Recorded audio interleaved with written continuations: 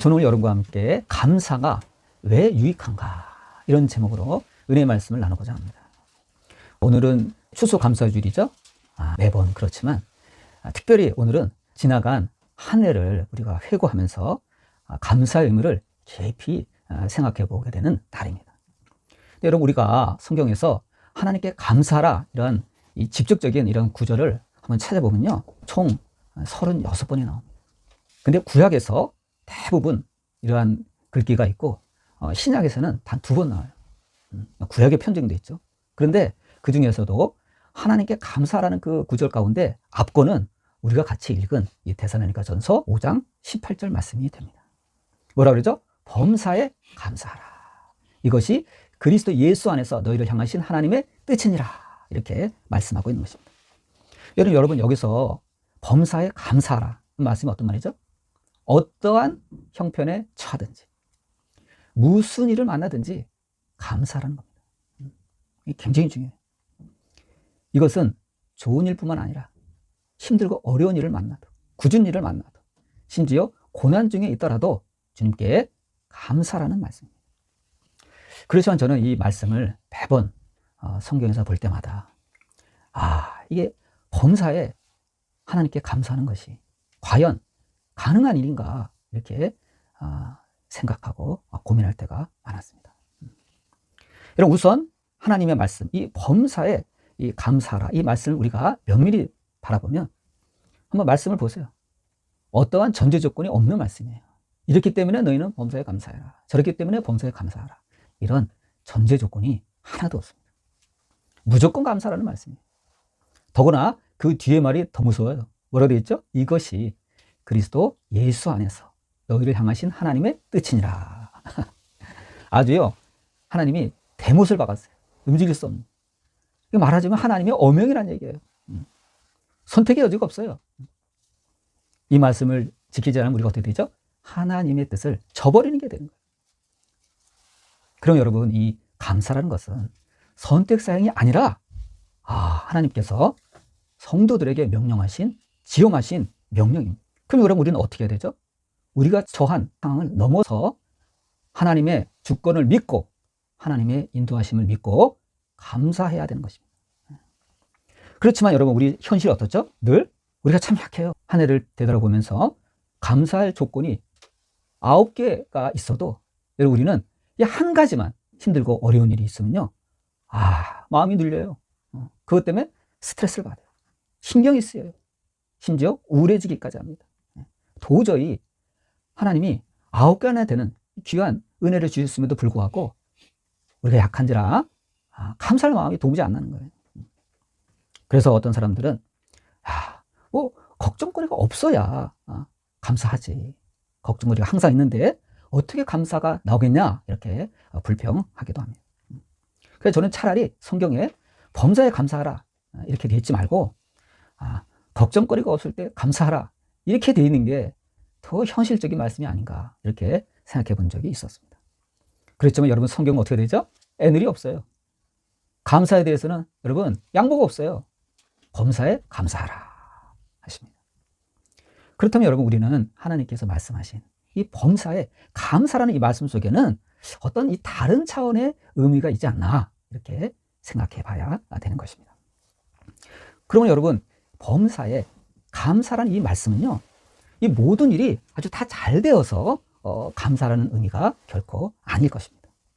그렇다고 해서 엄연히 우리는 현실적인 이 어려움과 이 고통을 당하고 있는데 그것을 무시하라는 말씀은 더더욱 아니에요.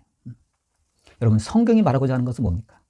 어떠한 상황에서도 우리를 향한 하나님의 깊은 뜻이 있다는 거예요. 이것을 믿고 감사하라는 겁니다. 정말 우리는 하나님에 대한 믿음이 없이는 이 귀한 말씀을 감당할 수가 없어요. 우리 하나님께서는요, 우리 상황이 어려운데 이 감사의 이 감정을 억지로 만들어내기를 원치 않으십니다. 그 말씀이 아니에요. 하나님을 포기하지 말고 믿음으로 끝까지 바라보는 권면의 말씀이요, 명령입니다. 그래서 여러분, 우리는 어떠한 상황에서도 정말 하나님을 바라고 하나님의 은혜를 끝까지 추적을 해야 돼요. 믿음으로. 그래서 믿음이 필요합니다. 그럼 여러분, 이 말씀을 보면 뭐가 중요하죠? 결국은 상황보다도 우리의 하나님을 향한 믿음의 태도가 더 중요하다는 말씀이에요. 상황보다도 믿음의 태도가 더 중요하다는 말씀입니다. 그래서 감사는 모든 것을 합력하여 선을 이루시는 하나님의 그 신비한 인도하심을 우리가 신뢰할 때 가능하게 되는 것입니다. 여러분, 상황만 바라보세요. 감사하기 어려워요. 이때 감사의 초점은 상황이 아니라 우리가 하나님을 바라보는 것입니다. 하나님께 우리의 주파수를 맞춰야 돼요. 상황에 맞추면 안 돼요. 그럴 때 우리 하나님께서는 어떠한 상황에서도 우리와 동행하시고 피할 길을 내어주십니다. 하나님을 바라볼 때만이 우리는요, 범사에 감사할 수가 있어요. 이것은 감사의 조건이 우리의 환경에 있지 않고 하나님을 향한 마음에 달려있음을 분명히 보여줍니다. 이러한 자세를 대표적으로 보인 인물이 있죠. 바로 바울 사도입니다. 여러분, 사도행전 16장에 보면요, 이 빌립보에서 바울과 실라가 이 전도 여행을 하다가 큰 낭패를 당해서 오해를 산 거죠. 그래서 옥에 갇혔습니다. 상황이 안 좋았어요.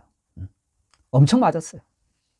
그러나 바울은요, 하나님을 원망하거나 신세에 한탄을 하지 않습니다. 엄청 맞았어요. 그럼에도 불구하고 바울은 그 상황 속에서도 자신들을 향하신 하나님 뜻이 분명히 있다, 이렇게 생각했음에 틀림없습니다. 그래서 옥중에서 아직 그 맞은 그 상처가 아물지도 않았는데, 아직도 아픈데 하나님을 감사하고 찬양했습니다. 그래서 여러분, 이 바울 사도에 대해서는 정말 우리가 배울 점이 한두 가지가 아닙니다.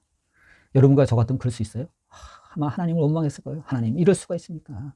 내가 그래도 하나님을 위해서, 복음을 위해서 이렇게 복음을 전하고 다니는데 이렇게 옥에 갇히게 하시면 어떡합니까? 하고 하나님을 원망하면서 입이 나올 수 있어요. 근데 바울과 실라는 그렇지 않았습니다. 그래서 배울 점이 있다는 거예요. 그래서 어떡합니까, 여러분? 바울이 한밤중에 하나님을 찬양하며 감사의 기도를 올립니다. 한밤중에. 그런데 성경에 보면 어떻게 되어 있죠? 한밤중에 이들이 감사와 이 찬양을 올린 지 얼마 되지 않아서 이 지축을 흔드는 큰 지진이 일어나서 옥문이 열리고 몸을 묶고 있던 이 사슬이 풀리는 놀라운 일이 발생합니다. 정말 여러분, 이건 기적적인 일이에요. 이런 일은 성경을 보세요. 단 한 번밖에 없어요. 그 정도로 여러분 어마어마한 일이에요. 정말 이 지하 감옥이 무너지는 게 당연한 건데 함몰되지 않고 이 옥문만 딱 열리고 이 찾고 이 사슬만 풀렸다는 건요, 정말 이 기적 중의 기적이에요. 저는요, 이 바울이 당한 이 지진은 어느 정도 짐작할 수가 있어요. 왜요? 여러분도 알죠? 제가 과거에 2018년에 9월이었어요. 일본 북해도 갔다가 한밤중에 진도 7의 지진을 만나가지고 죽을 뻔했죠. 엄청 흔들어대라면 저는 이 호텔이 그냥 통째로 무너진 줄 알았어요. 그럼 지진 나면 뭐 책상 밑으로 들어가라. 여러분, 그거 안 돼요. 그건 막상 당하니까 침대에서 내려올 수가 없더라고요. 하도 흔들어대니까 정신을 못 차리는 거예요. 이게 뭐지 하다가 이제 중요한 지진이 지나간 거예요. 그래서 정신 차려서 대피를 했습니다. 그래서 저는 호텔 밖으로 나갔어요, 처음에. 근데 여러분, 바울은 어떻게 됐죠? 안 나갔어요. 저처럼 안 나갔어요. 탈출할 수 있는 거 아니에요. 기회다. 옥문이 열렸네? 나갈 수도 있는 거잖아요. 안 나갔어요, 바울은. 자칫 그 여진으로 말미암아 무너져 죽을 수도 있는 거 아니에요. 죽을 수도 있는데 바울은 안 나갔어요. 대단한 인물이에요. 그러다 그 사태를 진작 못한 이 간수가 여러분 자살하려고 그러잖아요. 왜냐면 저수지에 나가면 이제 책임을 묻게 되기 때문에 그 치욕을 당하니 죽겠다는 거예요. 간수장이 자살하려고 했는데 어떻게 되죠? 바울이 야, 하지 마라. 우리 다 여기 있어. 자기를 하지 마. 그때 여러분, 간수장이 감동한 거예요. 너무 고마운 거야. 하나도 안 나갔어, 보니까. 불을 켜고 보니까 하나도 안 나갔어, 지하 감옥에서. 문만 열려져 있는 거예요. 그리고 착고는 다 풀려 있어. 이거 어떻게 된 일이지? 누구 풀어준 적도 없는데 여기서 감동한 겁니다. 두려움을 느낀 겁니다, 간수장이. 이건 하나님의 역사구나. 내가 저분을 때린 거 잘못한 거구나. 놀라운 회개 사건이 일어납니다. 집안 식구들이 다 믿는 놀라운 사건이 일어납니다. 여러분, 이처럼 우리가 어려울 때 감사하면요, 우리가 예상치 못하는 놀라운 기적이 일어납니다. 어려운 문제가 하나님의 방법으로 풀리는 것입니다. 이러한 위대한 역사를 체험하는 저와 여러분 되시기를 바랍니다. 그렇다면 여러분, 우리는 하나님 말씀대로 순종하면서 우리가 감사할 때 어떠한 우리에게 유익이 있는가 한번 생각해 봐야 합니다. 범사에 감사하는 그 태도는요, 영적으로도 유익이 있고 심리적으로도 유익이 있고 또 신체적으로도 큰 유익이 있다는 것입니다. 우리가 이 불평할 일이 마땅히 있음에도 불구하고 이제 불평을 안 하고 자제하잖아요. 분노를 줄이잖아요. 그리고 감사하잖아요. 그러면요, 우리에게 영적인 분별력이 생깁니다. 네. 사태 파괴되는 거예요. 아, 내가 지금 어느 선에 서 있지? 내가 지금 어느 상태지? 사태 파괴되는 거예요. 이게 굉장히 중요합니다. 영적인 이 감각이 생기는 거예요. 영적으로 성장하게 돼요. 하나님의 큰 은혜가 생겨요. 결정적으로 근심과 분노가요, 가라앉게 되는 거예요. 여러분, 아무리 신앙생활을 오래 했다 할지라도 불평하고 분노하잖아요. 영적 판단이 흐려져요. 여러분, 그래서 모세가 실패한 거예요. 평상시에 그렇게 온유했던 모세, 하나님께 인정받았던 모세가 한번 백성들의 속삭인다고 분노했을 때 하나님께 징계를 받아서 가나안 땅에 못 들어갔잖아요, 여러분. 그러니까 여러분, 우리 살다 보면 화날 때 있죠. 분노할 때 있죠. 속상할 때 있죠. 그때 놀라운 자제력을 발휘하시기 바랍니다. 하나님께 맡기세요. 바뀌어야 돼요. 하나님, 내 힘으로는 안 됩니다. 내가 이거 화낸다고 될 일도 아닙니다. 하나님이 맡아주세요. 제 심령을 좀 자제할 수 있도록 하나님께서 어루만져 주세요. 기도해야 돼요, 여러분. 바울처럼 시커 얻어맞고 죽겠는데 그럼에도 불구하고 하나님을 붙잡고 찬양한 겁니다. 하나님, 내가 이렇게 두들겨 맞아가지고 이렇게 감옥에 처박혀 있지만 그래도 하나님이 기쁜 뜻이 있음을 믿습니다. 여러분, 이렇기 때문에 찬양할 수 있는 거예요. 여러분, 환경 보면 그게 찬양이 돼요? 원망이 되죠? 여러분, 환경을 보고 우리가 실수하는 거예요. 하나님을 봐야 돼요, 여러분. 감사는 하나님을 봐야 이게 감사의 마음이 나오는 거지, 환경 보면 실패하게 됩니다. 바울은 이 어려움 속에서도 믿음으로 감사할 때 큰 응답과 축복을 경험한 것입니다. 둘째로 심리적인 유익이 있습니다. 여러분, 우리가 이 범사에 감사하게 되면 어떻게 되죠? 일단 나를 둘러싸고 있는 이 불안감이 여러분 현저히 감사합니다. 이 스트레스를 덜 받게 돼요. 똑같은 환경에서도 어떤 사람은 스트레스를 아주 잘 받는 사람이 있는가 하면 어떤 사람은 생각보다 이 스트레스를 덜 받는 사람이 있어요. 어떤 사람들이죠? 온유한 사람들이에요.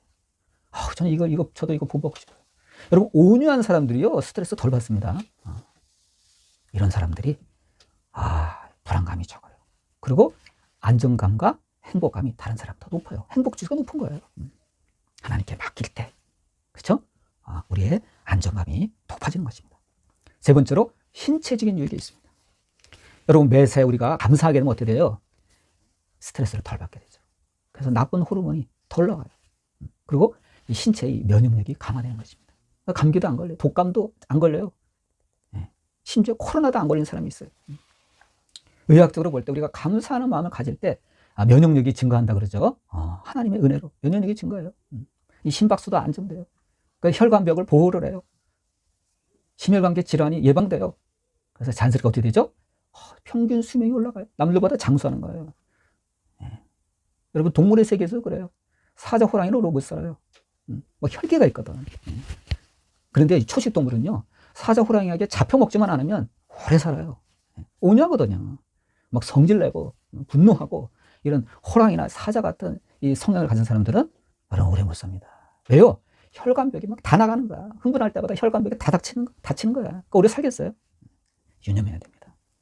결국 여러분, 우리가 하나님께 범사에 감사하는 건요, 하나님을 기쁘시게만 할 뿐만 아니라 우리에게 큰 유익이 됩니다. 영적으로도 유익이 되고 심리적으로도 안정감이 되고 또 신체적으로도 건강이 된다는 것입니다. 아주 유익한 변화를 가져옵니다. 다시 말하지만 우리의 감사의 초점은 환경이 아닙니다. 하나님. 우리가 한 해를 되돌아볼 때 아쉬운 게 많죠? 남과 비교하지 마세요. 남이 모르는 내게 주신 은혜가 따로 있다는 걸 여러분 알아야 돼요. 하나님께 진정으로 감사하시기 바랍니다. 그리고 하나님을 바라보고 이 상황을 넘어서 감사할 때 누구처럼? 바울처럼. 그리고 하나님이 감동하시는 거예요. 여러분의 상황을 변화시키는 큰 지진이 오길 바랍니다. 은혜의 지진이 와야 돼요, 여러분. 맨날 그렇게 살겠어요? 하나님의 큰 은혜의 지진.